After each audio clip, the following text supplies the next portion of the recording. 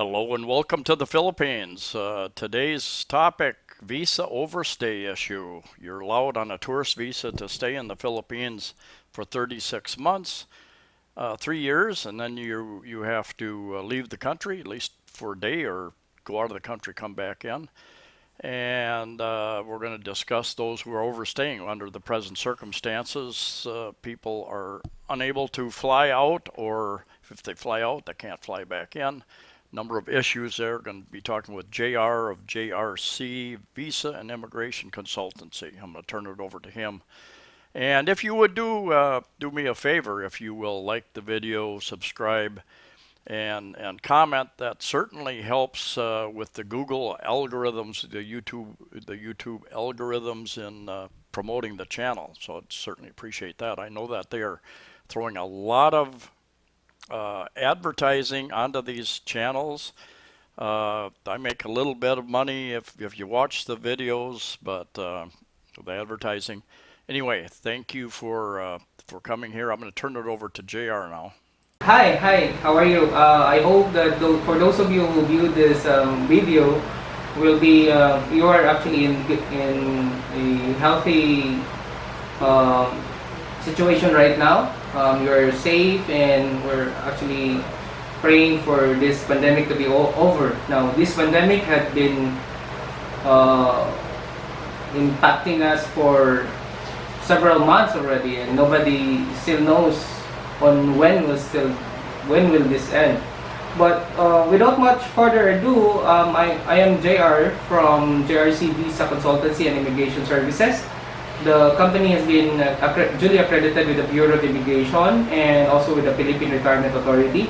As I'm also a licensed real estate broker and a licensed real estate appraiser.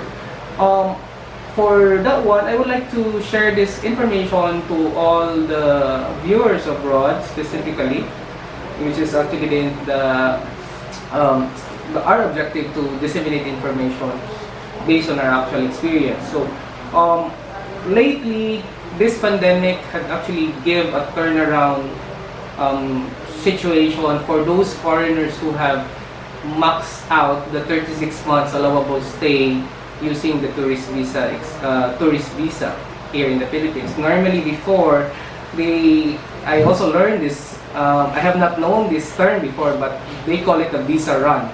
So they will just have on the 35th month, they will be going out of the country, probably spend 3 or 5 days or even a day or a week to a different country, then come back here in the Philippines to have the fresh 36 months again. But starting last year, even before the pandemic had started, we already have some clients coming here in the office saying that they were advised by the Bureau of Immigration to get the appropriate visa for them. So one of the things that had been challenging in terms of for those people who have stayed more than 36 months already, here is the policy and the guidelines of the Bureau of Immigration as I code. Once you have fully maximized your stay, before you can extend while waiting for your flight, you need to file a motion for reconsideration to update and extend your authorized stay. So you cannot just automatically go to immigration office and say, hey, can I extend my visa? And you have already stayed in the Philippines for more than 36 months. That wouldn't be possible. So filing a motion for reconsideration involves processes.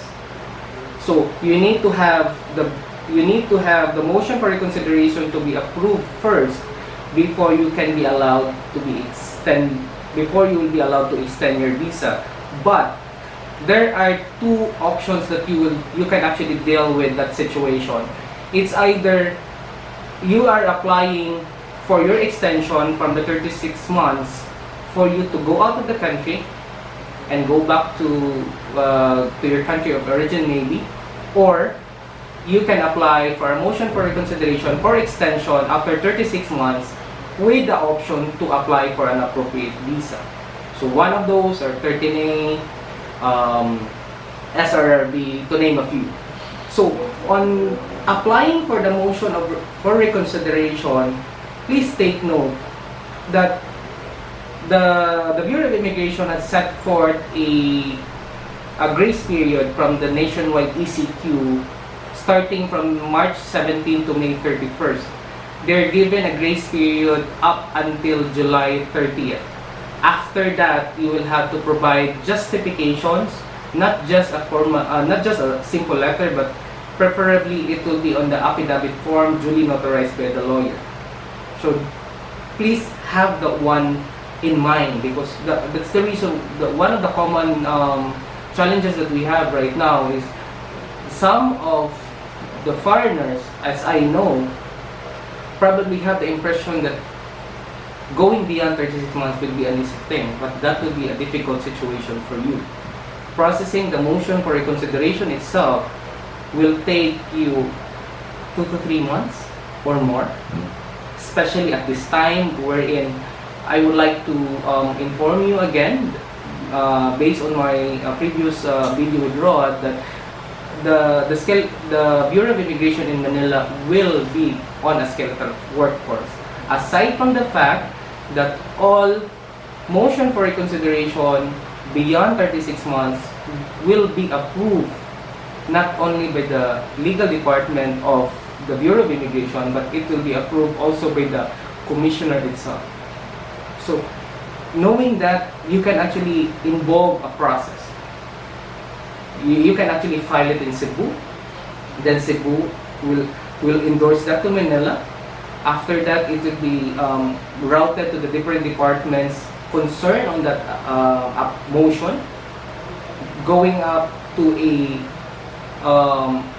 attorney who will be in charge and will be evaluating your situation. And after that, that legal department will be endorsing to the Bureau of Immigration or the Bureau of Immigration Commissioner for the approval of the order. Now, it is also to take note that you cannot request for a certain timeline, like, hey, you will include in the motion for reconsideration that it will be like 6 months. They will not allow that. They will be assessing your situation based on what happened. Let's say, for example, your 36 month had come up May 1st of 2020. You filed your motion for reconsideration June. You have been approved by the motion for reconsideration September 1st, and normally immigration will instruct you, if you're you're applying as tourist planning to go out to the country, they will only give you 30 days to leave the country upon receipt of the approved order. So that is important to know. And one thing that to note as well, before you can leave the country, you will be required to update your visa because you have already the approved order. So on this side, you will be allowed to update from May 1 up to the time of your scheduled flight. Let's just say, for example, going back to the situation, May 1, you receive or approve. No, it is approved by September 1. You receive it on September 15 with a stamp on it. And according to the order, it is giving you 30 days from the date of the receipt to leave the country. So that will be, you are allowed to stay up to October 15. Now, first, as I mentioned, the extension will be from May 1st, which will be your 37th month, or that's beyond the 36 months. You will be extending from May 1st to October 15. And second thing, before you can leave the country, you need to pay the fines. You need to pay the penalties as imposed on that extension. Apart from that, you are also required to get an NBI clearance, in which a reminder as well that the NBI clearance will require you to take, probably you'll have it 3 to 4 weeks. Oh, okay. So it's already 30 days. Right. So you have actually to put everything in place fast. Or probably once you have your service provider called you, okay, hey, your motion for reconsideration is already at the office of the commissioner. he may advise you to get the NBI clearance ahead, because that's 30 days in the making. Right. And another thing is, you are also required to get the exit clearance. Exit clearance will be processed if you have the booked flight. And normally on a regular process, exit clearance will be processed between 1 to 3 days. So take 1 week before your flight. I want you to be organized in terms of processes, because that is where you will not be screwing up your scheduled flight. Because once it will be cancelled, the consequences are you're gonna file again for the motion, you're gonna incur again penalties, and you're canceling your flight, you're canceling your hotel accommodations, and that involves costs, in which it is not really that advisable for them, especially at this challenging time. Yeah. Now, if, let's say your 36 months is going to end in December, now, is there any way a person can extend, can get an extension beyond 36 months if it's off in the distance? Somebody told me or commented or something that if you paid a fine, that you could stay beyond 36 months. But the 36 months pretty much is, you need to leave, you need to process, you have to leave. You can't get another 6 months.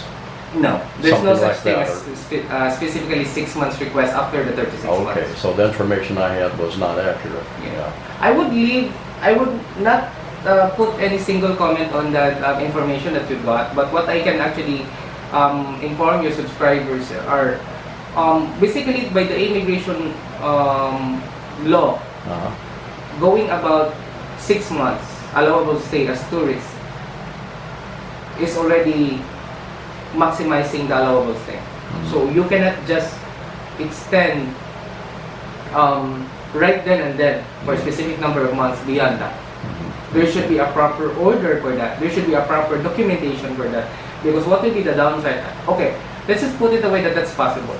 But the downside of that is you don't have any tangible proof that you were approved. Because if I may say to you, okay, Rod, it's okay to have that 6 months, but when you go out to the airport, okay, hey, you're already more than 36 months, you already stayed 42 months. Right. How will you justify that? Yeah, okay.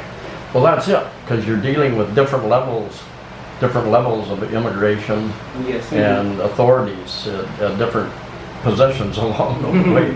And one might tell you this, but the next person, they're not going to allow it. So yeah, I understand that. There are a lot of things that can be done. Yeah. There are things that they have experienced and they've been successful in it, but our objective is just to put everything in perspective. Yeah.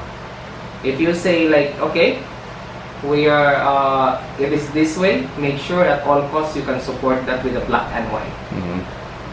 Okay. So that will be the best thing that you can do. Right. Otherwise, you're putting too much risk on it.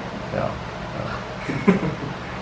So they usually do they do process that. Most of them get processed properly. They pay the fine. Which what is that? 500 a day? It is actually a different way of having the fine, because that is goes beyond the 36 months. This is not just like the same, like you still have the enough allowable month, but you missed 1 month. That would be the applicable, like 1 month 500 and another monthly fee of 500. So that's on a regular missing of the tourist visa extension. What we're trying to inform your subscribers right now is to those people who exceeded beyond 36 months, which is the allowable stay. And that will be specifically be computed once the motion for reconsideration or the order from the Bureau of Immigration Commissioner will be approved. Because it will be clearly stated in the order that this particular foreigner is ordered to leave the country, here are the fines, here are the penalties, and here he needs to get the ECC, he needs to get the MBA clearance prior to leaving the country. To be specific. All right. Very good. All right. Very So, good. any questions, Ron, that we can actually discuss? No, I think you pretty much covered everything there. I'm sure we'll have some questions in the comments. Yeah, we have already some motion for reconsiderations in place. We'll be updating you from time to time. I think one of your subscribers process there. And I know one guy. I think he's on that process for reconsideration, and he's applying for a marriage visa also. Yes. So that's a little bit different deal than just overstaying your I think 36. he's the guy from outside Cebu. Yeah. Yeah. Yeah. We're just Okay. not mention his name here. But anyway, I think that's the guy outside from Cebu. Yeah. So those are the options. Like if I may go back to your question earlier, what if December I'll be in the 36 month? So what are options? Can I secure an advance motion for reconsideration to extend my stay? I would be honest with you guys. We have not processed that one yet. But what we normally do, we have an actual experience right now that 36 months will be up sometime between November and December. And our recommendation for them after we do the assessment on their visa situation, we actually call them, okay, hey, these are your visa options. What are your plans here in the country? If you like to stay and in this pandemic time, here are your visa options. So gladly, they're actually taking that route, and one of our clients will be having his 36 months sometime November, and we have managed to process his retirement visa. Oh, okay. SRRB. SRRB, Okay. under the expanded courtesy program. Oh, okay. So basically, those are the options. Like, we really want to dig deeper. First engagement with our client, we will ask them, okay, what is your plan right now? What is your visa situation? From there, we will be drawing up options for you. We will not be on a standard protocol or a standard spiel like, hey, you need to get this, you need to get that. No. Yeah. The first thing of the conversation, what happened?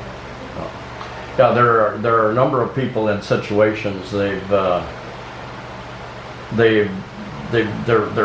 married, but they're still on tourist visas. Yes. And they're having to leave and then leave their family, and they're afraid they won't be able to get back in. You know, so Yes. that's an issue, and that's about the only way to solve that is to get the marriage visa. Yes. Right? Yes. Go through that process. That's true.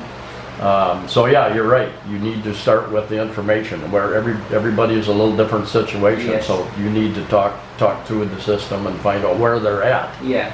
Yes, indeed. Define the problem. And in my noise control business, any business really, you define the problem. Yes. You can't solve the problem until define you figure out what it is. Yeah. So anyway. Because from there, once you define the problem, that is where you challenge yourself right now. Okay, what are the possible options? Yeah. Are the options still capable of meeting the timeline?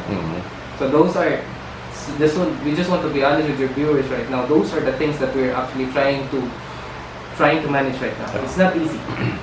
I predicted in one of my past videos that one thing that would happen, not just in the Philippines, but many different countries, is they may be, like Thailand has extended visas different times, and now they've come in with a 90-day visa, something new.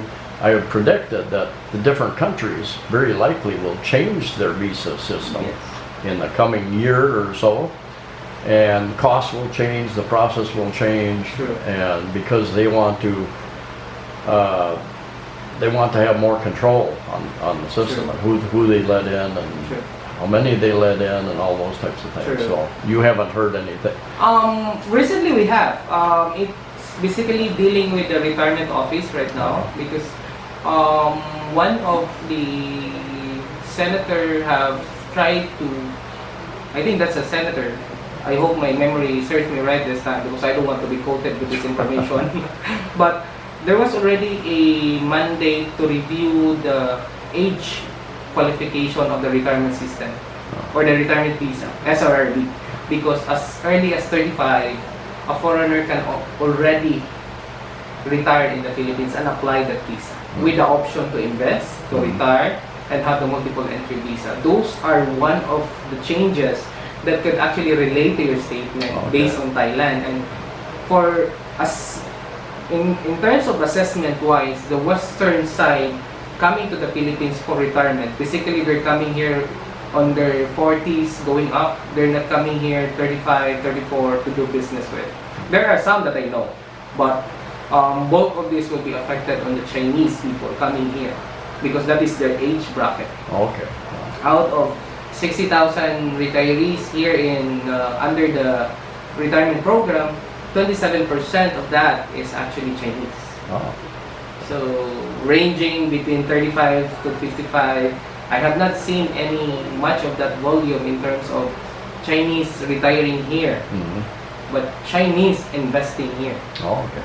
On the western side, you are seeing them like, okay, hey, I got a good preposition for the expanded courtesy because I have served the military. They are more than 50 years old, 50 years old or more. They can provide the DD-214. They have their pension more than $1,000. Then they're good to go with a good preposition of the retirement visa. Because in terms of cost, visa deposit wise, from 20,000 USD down to 10, down to 59. Mhm. So that's really a good preposition for you. Yeah, yeah. Like if you want, like, hey, if you want to be like having a visa with multiple entry and you're married, you can opt to have one. Oh. You will never know what marriage comes to you. Oh, yeah. Because on the spousal visa side, once the marriage will be dissolved, we are also bound to cancel the spousal visa. Okay, sure. Once your Right. spouse will also be passing away, Filipino spouse, you are also required to cancel your visa. Okay. And I think one of our clients had mentioned that in the States, even if your other half is left the earth in a way, they can still continue to have that spousal visa. Oh. And Yeah. here in the Philippines, I don't know if that's true. Probably, I'm not positive. Yeah, but here in the Philippines, as per immigration policy and guidelines, the foreigner is bound to cancel it. Okay. All right. All right. So, any questions, Ron? Very good. I think you covered it pretty well. Yeah, thank you so much. Yeah. So that has always been my vision with the team. We are here to help in this challenging time. Just let them know what we have gone through, Mhm. and for Okay. sure, you as a partner will recognize what we have done and what we have built for you Yeah. once you engage. with There us. again, I've had people comment and tell me, well, I did this by myself, I did this by Yes. myself, and I used to do everything by myself. Mhm. But especially during these times with their limited workforce Yes. and with issues with the emotional side of this whole Sure. lockdown and everything Sure. and the quarantine. JR and his crew, they know the language, the culture, they know the rules and regulations. they deal with the people they see you on a regular basis. And even though many speak English, there is a communication issue. Yes. It's a different kind of English. Yes. And Indeed. what words mean to each one is a little bit different. So I definitely, the JR and his crew gets 99% favorable ratings, I think, Thank you so much. in the comments. So I've been using them for a number of deals, and it just gets rid of all the hassle. If you want to go sit because you want to meet foreigners, if you want to go sit in an immigration office, go do that, but you're really limited on. Yeah, it really depends on how the foreigner see it in his perspective. Yeah. We give full respect to that. If he intends to come here to inquire on our services and how we do things, and he decided to do it on his office, we fully respect that. Yeah. For those people who engage with us, we'll try to do our best to be of assistance. Mhm.